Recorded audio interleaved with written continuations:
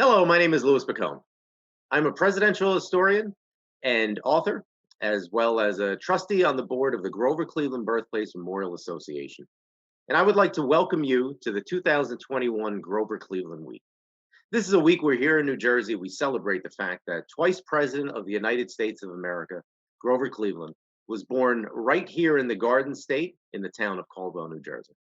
And this is the kickoff event for this year's Grover Cleveland Week, which is my presentation, Mourner in Chief, Grover Cleveland and the Death of Ulysses S. Grant. Now, this was a topic that I touched upon in my latest book, which was published in February of 2021, Grant's Tomb, The Epic Death of Ulysses S. Grant and the Making of an American Pantheon. So let us go back to 1884. America was in the middle of the period known as the Gilded Age, where titans of railroad, steel, mining, and the banking industries had created the industrial engines to bring about massive economic growth, production, and prosperity. But there was also the downside to the Gilded Age, as it was a time of gross inequality and rife with business and political scandals. But a generation after the Civil War and over 100 years since the founding of the country, the United States had emerged as a formidable power on the world stage. And the most popular man in America at the time was Ulysses S. Grant. He was a victorious general of the Union Army in the Civil War and had twice served as president. And just as George Washington was the one figure that could unite a politically divided country in its early years, Grant was the most important person who was both admired and respected throughout the North and the South, which was still divided a generation after the Civil War. In the North, he was the savior of the Union and liberator of 4 million enslaved people. In the South, he was a generous and magnanimous victor. Grant was also arguably the most famous man in the world at this time, having traveled the globe for 2.5 years after leaving office. He had visited Asia and Africa and all throughout Europe, and everywhere he went, he was given a hero's welcome. 1884 was also an election year, and the governor of New York, Grover Cleveland, was running as a Democratic candidate for president. In opposition to the political scandals and graft of the Gilded Age, Grover Cleveland ran on a platform of honesty and integrity. His campaign motto was his political moral compass throughout his political career, which was a public office is a public trust. But he had little political experience, having risen like a rocket from his entry into politics as the mayor of Buffalo only 2 years earlier. Meanwhile, his Republican opponent, James G. Blaine of Maine, his resume was extensive, with over 2 decades of public service. And one of Cleveland's detractors was Ulysses S. Grant, who publicly stated that given his many years of experience, Blaine ought to be elected, while to support a man of Grover Cleveland's limited experience would be beneath the good sense of the people. Though Grant's administration was plagued by the sort of scandals and corruption that came to define the Gilded Age, his administration also had several notable successes. The Treaty of Washington strengthened relations with Great Britain, and he ushered in the conservation movement with the Yellowstone National Park Protection Act. He also advocated for the rights of Native Americans and African Americans. In his inaugural, Grant declared, "The proper treatment of the original occupants of this land, the Indians, is one deserving of careful study. I will favor any course towards them which tends to their civilization and ultimate citizenship." When former Confederate soldiers formed the Ku Klux Klan to terrorize free blacks in the South and reverse the gains of radical Reconstruction, Grant attacked the organization with the same ferocity that he had demonstrated in Vicksburg and Shiloh years earlier. Thousands of Klan members were arrested, and the organization was decimated. But 5 years out of office, Grant had suffered a tragic downfall. He began 1884 wealthy and healthy, but by October he was bankrupt and mortally ill.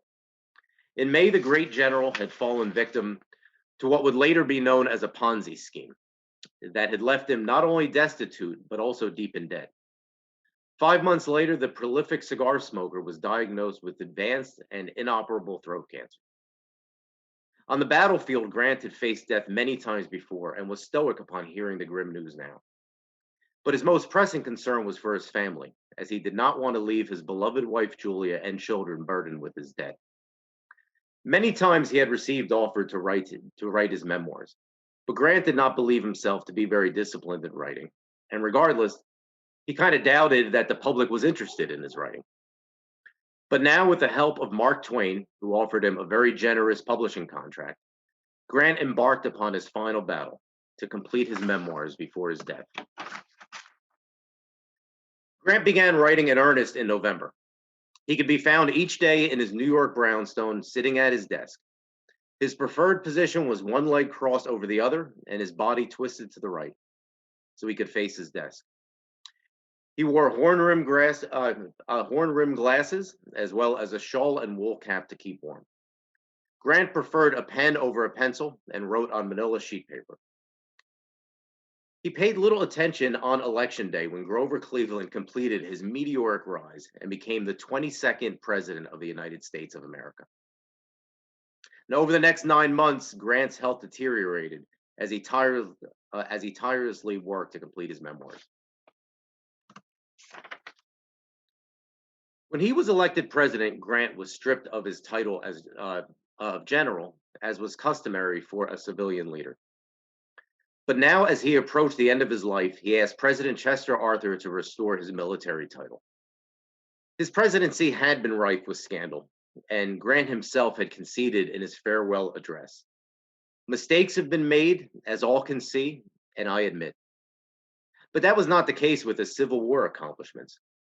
General was the title that he cherished, and it was his General Grant, not President Grant, that he wanted to die. But his request wasn't just sentimental or symbolic. As general, he would receive $13,500 annual pension, while as ex-president, he would receive none. But more importantly, Julia would receive $5,000 a year as a general's widow. Now, these funds would be desperately needed by his wife until royalties from the book began to arrive. And whether the book would ever return a profit was not at all certain. Now, Grant was concerned that the new Democratic president-elect Grover Cleveland wouldn't be sympathetic to his desperate situation. So Chester Arthur made Grant's pension bill one of his top priorities. The Senate consented unanimously, and on March 4th, 1885, in his last official act as president, Chester Arthur ordered Grant to be notified by telegram of his reinstatement. Moments later, President Arthur escorted Grover Cleveland to his inauguration. So was Grant right to be concerned?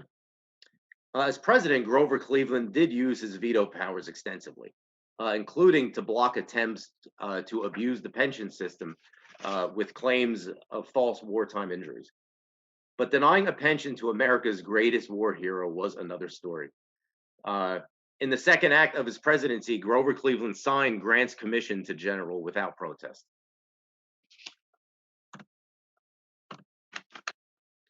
Over the following months, as Grant's health deteriorated, he continued to work on his memoirs. When the summer heat became oppressive, Grant relocated to this cottage in Mount McGregor in upstate New York on June 16, 1885. There he embarked upon his final race against time to complete his memoirs before death claimed him. On July 19th, he put the finishing touches on his 400,000-word manuscript, which would be published in 2 volumes as Personal Memoirs of U.S. Grant, and to be highly successful as well. Grant's final battle was victorious. He could now die in peace, and he was ready. That same day, no longer able to speak, Grant wrote a note to his doctor. "There is nothing more I should do to the book now, and therefore I am not likely to be more ready to go than at this moment."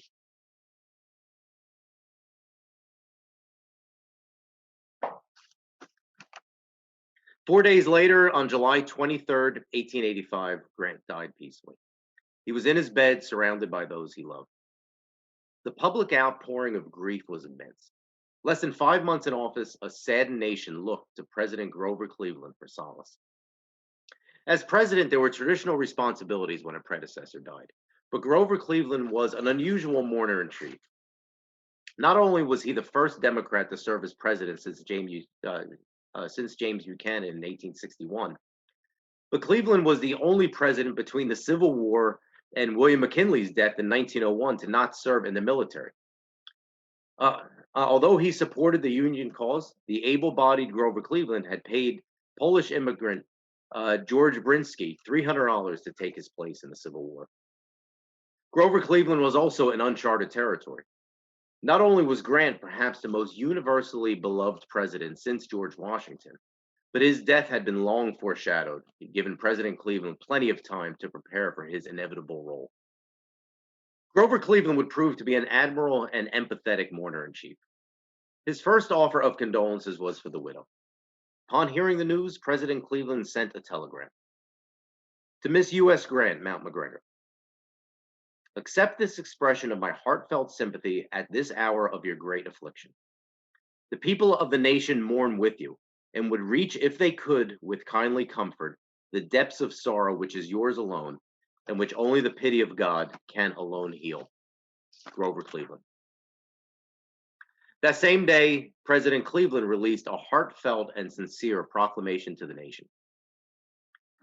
The President of the United States has just received the sad tidings of the death of that illustrious citizen and ex-President of the United States, General Ulysses S. Grant. In making this announcement to the people of the United States, the President is impressed with the magnitude of the public loss of a great military leader, who was in the hour of victory magnanimous, amid disaster serene and self-sustained, who in every station, whether as a soldier or as a chief magistrate, twice called to power by his fellow countrymen, trod unswervingly the pathway of duty, undeterred by doubts, single-minded and straightforward. The entire country has witnessed with deep emotion his prolonged and patient struggle with painful disease, and is watched by his couch of suffering with tearful sympathy. The destined end has come at last, and his spirit has returned to the Creator who sent it forth. The great heart of the nation that followed him when living with love and pride bows now in sorrow above him dead, tenderly mindful of his virtues, his great patriotic services, and of the loss occasioned by his death. In testimony of respect to the memory of General Grant, it is ordered that the Executive Mansion and the several departments of Washington be draped in mourning for a period of 30 days, and that all businesses shall on the day of the funeral be suspended, and the Secretaries of War and of the Navy will cause orders to be issued for appropriate military and naval honors to be rendered on this day. In witness whereof I have hereunto set my hand and caused the seal of the United States to be affixed. Done at the city of Washington this 23rd day of July, 1885, and of the independence of the United States the 110th. The tradition of the presidential proclamation dated back to John Quincy Adams, who had the tragic responsibility to simultaneously announce the deaths of two of his predecessors, who both died on July 4th, 1826. Thomas Jefferson and the president's own father, John Adams. However, a presidential proclamation was by no means mandatory. When John Tyler died in 1862 on the precipice of taking office in the Confederate House of Representatives, President Abraham Lincoln chose to ignore his death, and no proclamation was issued. Ulysses S. Grant had made 3 such proclamations during his administrations for the deaths of Franklin Pierce, Millard Fillmore, and Andrew Johnson. Following Grant's death, representatives from several locations vied to be the site of Grant's tomb. New York City's Mayor Grace won the honor when he aggressively lobbied to the family, including a telegram to Grant's widow shortly after Grant had died. After taking Grant's son Fred to see several sites in New York City, including Central Park, Mayor Grace persuaded him to choose Riverside Park, which he falsely believed would one day be the cultural center of the city. Immediately, there was public outcry, as many believed Grant, the savior of the Union, should be buried in hallowed ground in the nation's capital. So, denied a national tomb, President Grover Cleveland was eager to have a funeral with national honors, similar to those of the 2 assassinated presidents, Abraham Lincoln and James Garfield. So Grover Cleveland assigned Major General Winfield Scott Hancock to assist the family with the funeral arrangements. Hancock's responsibility included the solemn task of transporting the body back to New York City and organizing the funeral events. Hancock had first met Grant when the two were students at West Point Military Academy. He was known as Hancock the Superb due to his handsome appearance and striking features, and had gained national fame at the Battle of Gettysburg in 1863. It is unclear if politics had also played a role, but Hancock had been the Democratic candidate for president in 1880. The funeral was held on August 8th, and President Cleveland assisted Julia with the selection of the pallbearers, which included symbols of reunification, with two Confederate generals, former Confederate generals, Simon Bolivar Buckner and Joseph Johnson, and two Union generals, William Tecumseh Sherman and Philip Sheridan. Indeed, the magnanimous General Grant's death a generation after the Civil War provided the right man at the right moment to be a celebration of reunification. Blue and gray veterans marched together in the 7-mile procession from Madison Square to Riverside Park. The impressive spectacle of military forces was actually the largest ever gathered in United States history in peacetime. Former Presidents Chester Arthur and Rutherford B. Hayes were also in attendance. But the most prominent participant was the current commander-in-chief, Grover Cleveland. Before joining the procession, the three sat together at the Fifth Avenue Hotel, and it was Cleveland's first time meeting his predecessors. Now, Cleveland's impressions are unknown, but Hayes recorded in his diary that he found President Cleveland plain, sensible, natural, in all respects well appearing. His talk was friendly and assuring, but Hayes, just like Grant, also commented on Cleveland's thin resume before taking office and added, "He lacks experience, is not a great man, but he intends and anxiously wishes to do well." So former presidents Hayes and Arthur sat together in the same carriage and enjoyed each other's company for the 5-hour ride.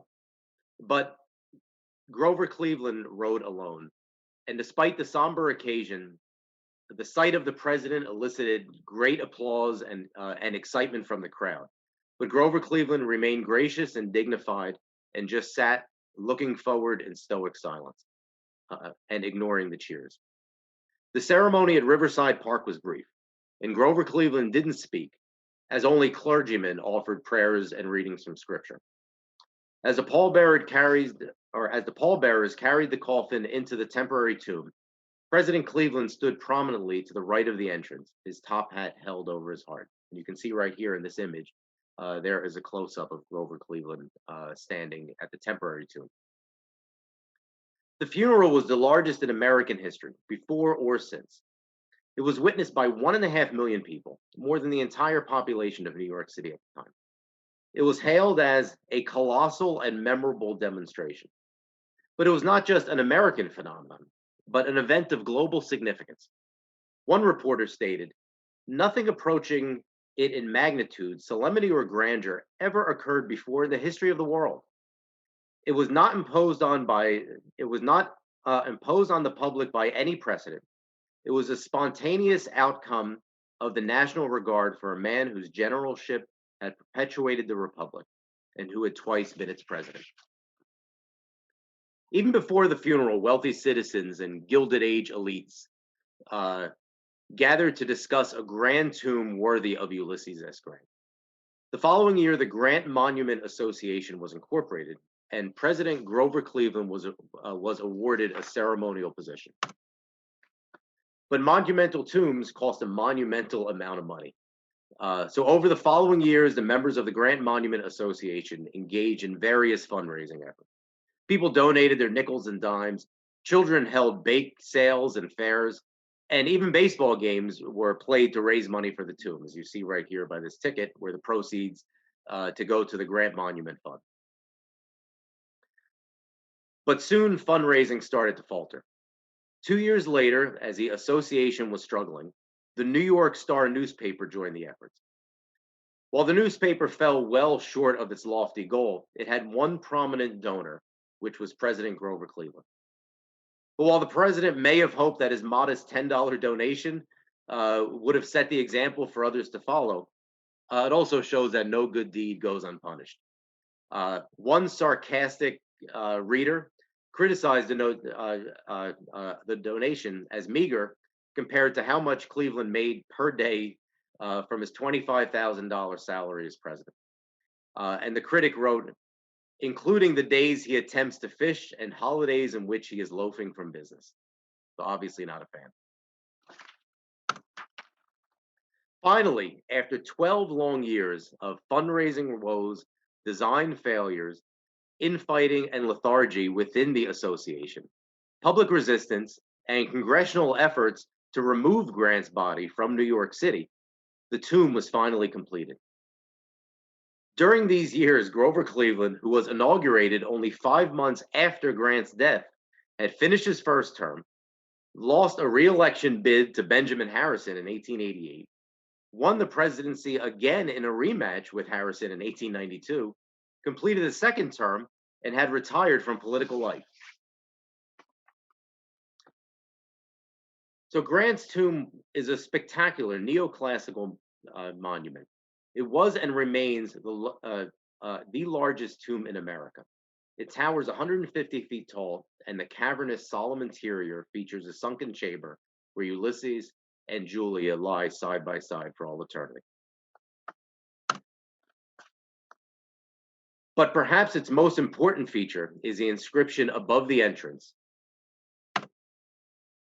which is the great general warrior's hopeful epitaph, "Let us have peace." Grant's tomb was dedicated on what would have been Grant's 75th birthday, April 27, 1897. Seated beside William McKinley and Grant's widow Julia was Grover Cleveland. During the years it took to build Grant's tomb, Grover Cleveland had assuaged his detractors' concern over his lack of experience and restored energy to the presidency, but most importantly, with honesty and integrity. Historians have also looked favorably upon Grover Cleveland, and in the latest presidential poll, he ranks the highest among all presidents between Abraham Lincoln and William McKinley, including Hayes and Grant. Grover Cleveland had led the country through tragedy and triumph, and during one of our nation's saddest moments, he was America's mourner in chief.